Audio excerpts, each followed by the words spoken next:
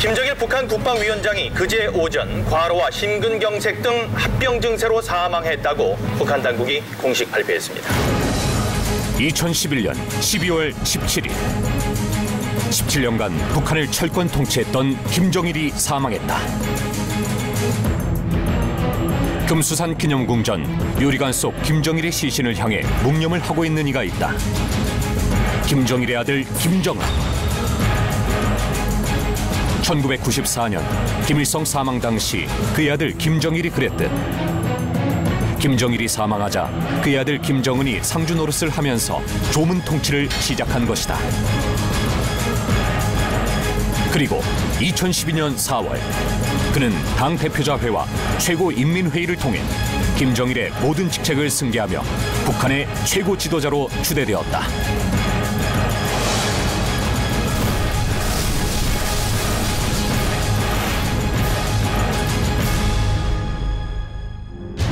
(3대) 세습 후계자로 추대된 김정은.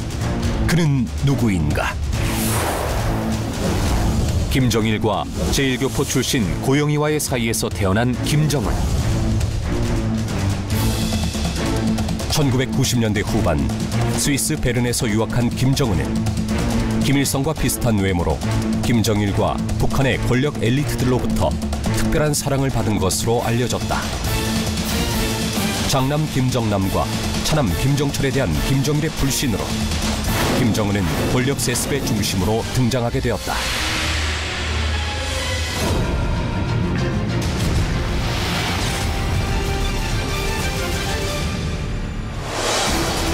김정은은 2010년 10월 10일 노동당 창건 65주년 기념 열병식에서 김정일과 나란히 모습을 드러내며 김정일의 후계자로서의 위상을 전 세계에 알렸다.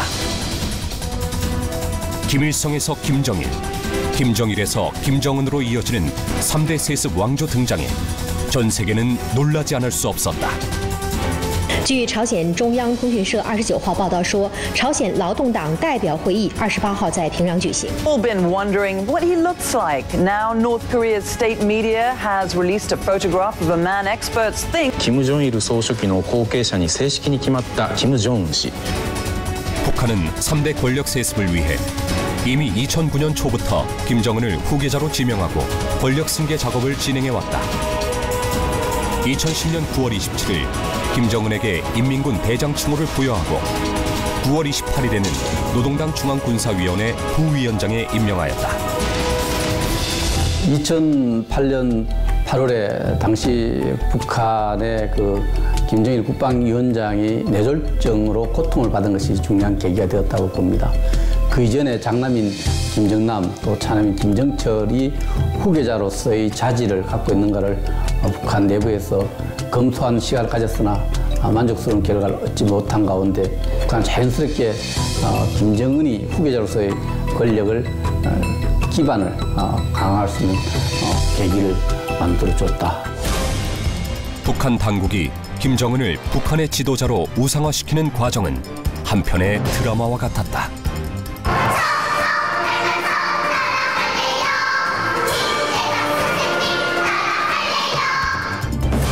찬양시와 노래를 보급하는 것은 물론 암송 경연대회까지 하는 등 전 주민을 대상으로 한 김정은 우상화가 대대적으로 이루어졌다.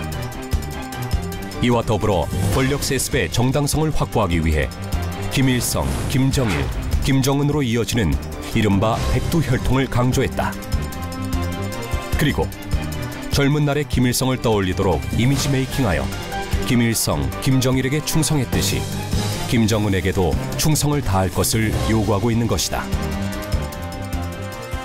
2010년 9월 3차 당대표자회에 처음 모습을 드러낸 김정은은 그 후 활발한 외부 활동과 현지 지도를 통해 북한 지도자로서의 위상을 과시하며 실질적인 권력 2인자의 지위를 굳혀나갔다. 북한이 김일성이나 김정일이나 김정은이나 애들 때부터 다 잘했다 그래요. 김정은 수재고 군대에 나와서 국비밀리 군사법무도 3년간 했고 수령과 관련된 모든 것 터사나가 올라가 있는 잡지, 불순, 문구 하나 그걸 위해서라도 자기 목숨을 바칠 걸 요구하고 있거든요. 둘, 넷! 지금 여섯 명!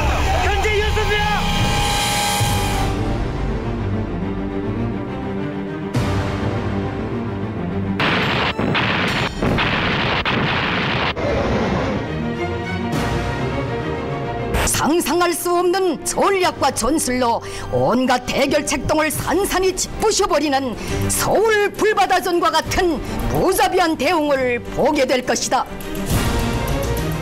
김정은은 권력 승계를 준비하는 과정에서 천안함 폭침과 연평도 포격 등 대남 도발을 주도하면서 군부를 장악해 나갔다. 또한 당과 정부 내 권력 기반은 고모부인 장성택과 고모인 김경일을 통해 강화해 나갔다. 김정일 동지께서 너무도 갑자기, 너무도 애석하게 우리 곁을 떠나십니다. 김정일의 갑작스러운 사망으로 북한의 권력 재편은 새로운 국면을 맞이했다. 우선 많이 놀랐는데 솔직히 말하면 이렇게 뭐라 그럴까, 김일성 사망 때보다 좀 충격이라 할까, 좀 슬픔, 그런 게 너무 덜한 건 사실이고요. 슬퍼하는 게 많이 저작한 것도 좀 있었습니다. 그러니까 어쨌든 이렇게 애통하게 울어야 되겠는데 사람들이 안 나오는 울음을 깜짝 울 수 없으니까 울음절을 만들어가지고 주모장에서 울게 먼저 울게끔, 그러니까 사람들이 조건 반사가 있으니까 자기는 눈물이 좀 나거든요. 그러니까 그렇게 해서 그런 행사 조직을 좀 많이 했습니다. 당연하게 생각하는 사람들이 많습니다. 당연히 장군님 자제분이 돼야 된다, 이런, 그런 건 당연하게 그러려냐고 생각하는 사람들이 많았고요. 그런데 너무 좀 어리신 분이니까 젊은 혈기에 무턱대고 또 이렇게 독재를 하지 않고 나는 불안감, 이런 것도 좀 있었고, 그래도 젊은 사람인데 완고하지 않고 좀 그래도 좀 새것에 민감한 그런 방면으로 좀 나지 않을까 하는 기대도 좀 있었고요. 북한은 김정일 사망 추도 대회를 통해서 김정은을 당과 군대와 인민의 최고 영도자로 선언하고, 노동당 중앙위원회 정치국 회의에서는 김정은을 인민군 최고사령관으로 추대했다. 2012년 4월에는 김일성의 100회 생일을 앞두고 당 대표자회, 최고인민회의를 연이어 개최하면서 김정은을 북한의 최고 지도자로 추대하는 공식 승계 절차를 마무리했다. 김정은은 승계 준비 기간이 비교적 짧았기 때문에 장성택과 김경희 또 군 이렇게 많이 의존해서 권력을 승계했다 이렇게 볼 수 있고, 김정일의 경우에는 오랜 준비 기간을 통해서 그런 친인척이든지 다른 사람에 의존하지 않고 독자적 권력을 승계하는 권력 기반을 가졌다 이렇게 볼 수 있습니다. 또 두 사람의 공통점은 김일성의 어떤 정치적인 유산, 긍정적 유산을 권력 세습에 활용한 것도 매우 닮았다 이렇게 볼 수 있습니다.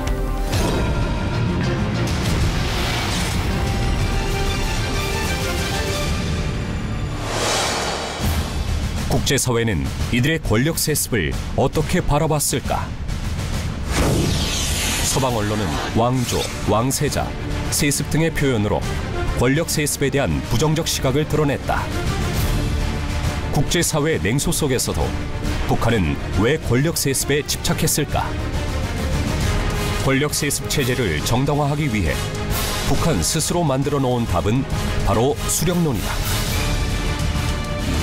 북한 체제는 수령이 핵심 통치 기구인 노동당, 행정부, 군을 완전히 장악하고 있는 유일 지배 체제인데, 이를 정당화하는 정치 논리가 바로 혁명적 수령관인 것이다. 북한에서는 대중역사 발전의 주체가 인민이고, 그 인민이 주체적이고 자주적으로 살아가기 위해서는 반드시 투쟁이 필요하다고 말하고 있습니다. 하지만 그 인민 대중이 주체적이고 자주적으로 살아가는 데는 한계가 있으며, 그 한계를 극복하기 위해서는 반드시 수령이 인민을 지도하고 영도하는 것이 필요하다고 주장해 오고 있습니다. 인민들의 불안전성을 극복하기 위해 반드시 필요한 존재라는 수령. 북한은 자나깨나 수령에게 충성과 효성을 다하고 수령을 기쁘게 하기 위해서 자기의 모든 것을 다 바쳐야 한다고 주장한다. 이러한 정치 논리 속에서 수령론은 김일성에서 김정일로의 권력 승계를 정당화하는 논리로 발전하였고, 김정일 역시 이 같은 논리에 의해 김정은을 세습 후계자로 지명하였다. 당은 수령이고 수령은 당이며, 당과 수령은 김일성은 김정일이죠. 김정은이고. 네. 근데 당은 무조건 믿고 당과 수령은 무조건 믿고 무조건 따라야 하며 당과 수령은 무조건 옳다. 당과 수령은 무조건 승리만 하고 백전백승이 조선노동 당이다. 당에 대한 충실성은 무조건성으로 받아들여라. 이겁니다. 그렇다면 북한이 수령체제를 구축한 시기는 언제일까? 1953년 3월 5일 소련의 독재자 스탈린이 사망한 후 프루시초프는 1956년 제20차 전당대회에서 스탈린의 죄상을 낱낱이 고발하는 장시간의 연설을 하였다. 무고한 사람들이 고문으로 의식을 잃었고 인간으로서 권위를 빼앗겼다. 이 모든 책임자가 바로 스탈린이다. 그는 수사관을 불러 신문 방법까지 지시했다. 그 방법은 간단했다. 때려라, 때려라, 또 때려라.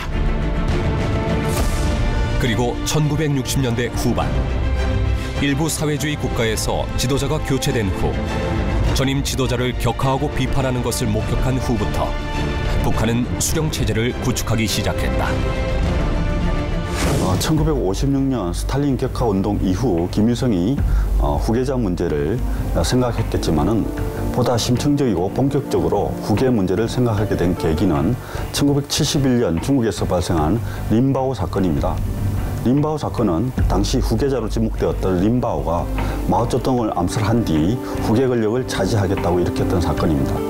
이 사건을 본 김일성은 자기 핏줄, 즉 김정일에게로 후계 세습을 하겠다는 심각한 고민을 하게 되었습니다. 죽어서도 존경과 충성을 받을 수 있도록 자신의 아들인 김정일에게 권력을 이양하겠다고 결심한 김일성. 그리고 이는 다시 김정일의 아들 김정은으로의 권력 세습으로 이어진다. 북한 기득권 측 역시 혈통승계를 눈감아주고 자신들의 기득권을 이 세에게 물려주어야겠다고 결심하게 된다. 그들은 혈통승계에 의한 권력 세습만이 북한 주민의 심판을 막아주는 방파제가 될 것이라고 인식했던 것이다.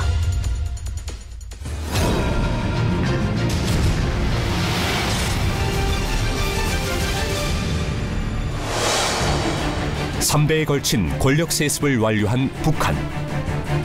이는 그들 스스로 정상적인 국가가 아님을 대내외에 천명한 것이다.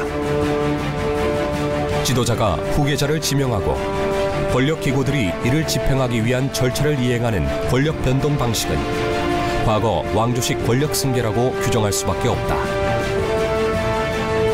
북한은 김정일이 사망한 후 2012년 4월 당 규약을 개정하면서 그 서문에서 김일성, 김정일 주의를 유일한 지도 사상으로 규정했다.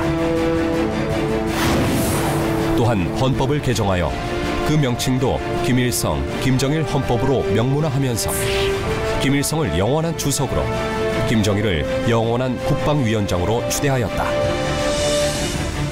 김일성, 김정일, 김정은으로 이어지는 3대 권력 세습은 북한 스스로 자신들의 체제가 김씨 왕조임을 공식화한 것이다. 북한에서 주권이 국민에게 있다고 생각하는 북한 주민은 없으며 그렇게 평가하는 국제사회도 없다. 오랜 세월 인류가 스스로의 인권을 찾고자 발전시켜온 민주주의 원리와는 점점 더 거리가 멀어지고 있는 것이다.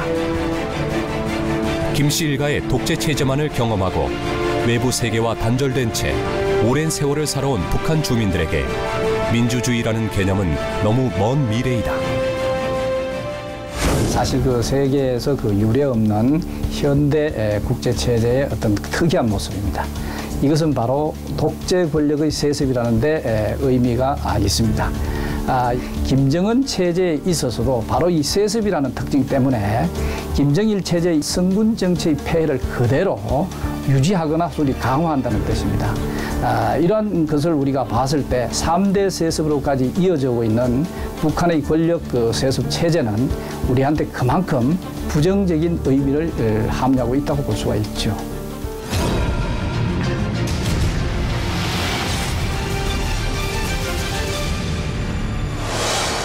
(1980년) 30대의 나이에 후계자로 공식 등장한 김정일. 2011년 20대의 나이로 후계자 지위에 오른 김정은. 김정일은 권력 승계 당시 냉전 체제의 국제 질서와 남한에 비해 유리한 경제 조건 등 승계 환경이 상대적으로 안정돼 있었다. 반면 김정은은 북한이 극심한 경제난을 겪고 있는 상황에서 승계를 시작하였고, 김정일의 갑작스런 사망으로 후계자 수업 기간이 극히 짧은 상황에서 최고 지도자 자리에 올랐다. 이렇듯 김정일과 비슷한 승계 절차를 밟아 후계자로 등장했지만 김정은의 앞길은 순탄치 않아 보인다. 국제사회의 시선은 3대 세습을 감행한 북한에 대해 비판적이고, 수많은 북한 주민들은 심각한 인권 탄압과 극심한 경제난 속에서 자신의 터전을 등지고 있는 상황이다. 국가에 나가서 일해서 버는 돈도 없고 순전히 장마당 수입으로 가지고 살아야 되는데 이 화폐가, 이 달러 시세가 갑자기 폭등하면서 물가들이 갑자기 막 올리뛰고 그러니까 많이 힘들었어요. 그러니까 굶는 사람들이 많았고, 강미밥, 강낭밥이 우리 말하면 억수수? 네, 억수수 밥이라도 한 새끼 근심 없이 먹고 살았으면 하는 게 서울이고요. 하지만 이 같은 상황 속에서도 김정은은 김정일의 유훈인 선군 정치를 강조하면서 잘못된 길을 답습하고 있다. 북한은 2012년 4월 미국과의 비핵화 합의를 파기하면서 장거리 미사일 발사를 강행했고, 같은 날 헌법을 개정하면서 핵 보유국임을 명시하였다.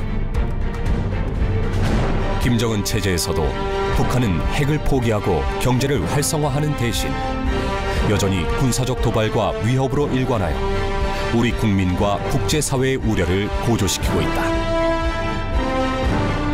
아직까지도 김정일 체제 때 유지됐던 소위 그 성군 정치 체제, 소위 군사력을 앞세우는 그런 체제를 그대로 유지하고 있습니다. 지금 김정은 체제가 보이고 있는 것은 일부 경제적인 어떤 그 개발이라든가 발전, 이런 것을 그 근본적으로 기하기 위한 하던 행태라기보다는 역시 그 통치 자체를 정당화하고 오히려 이것을 그 붙여나가는 과정에서 나름대로의 어떤 그런 그 몸부림이랄까, 피상적인 몸부림, 이런 정도로 우리가 받아들이는 것이 좋을 것 같습니다. 향후의 북한 체제의 어떤 안정성 여부는 비록 김정은이 아버지가 갖고 있는 모든 정치적 자리, 지위를 차지하고 있지만 북한 주민들로부터 얼마나 사랑받고 또 지지를 받을 수 있는 이런 부분이 중요하지 않나 이렇게 봅니다. 그와 관련해서는 불확실한 요소가 너무나 많다 이렇게 볼 수 있습니다. 서울에서 평양까지 240km. 서로 다른 체제 속에서 살아온 60여 년. 민주화에 성공하고 세계 10대 경제 강국으로 성장한 대한민국. 역사상 유례없는 3대 세습 독재 체제 속에서 세계 최빈국으로 전락한 북한.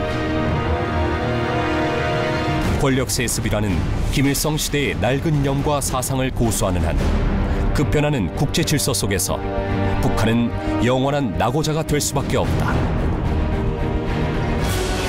김정은의 북한은 갈림길에 서 있다. 과거의 선군 정치를 고집할 것인가? 아니면 민생 해결에 새로운 길을 갈 것인가? 아직 기회의 창은 열려 있다. 대한민국과 국제사회는 북한의 선택을 지켜보고 있다.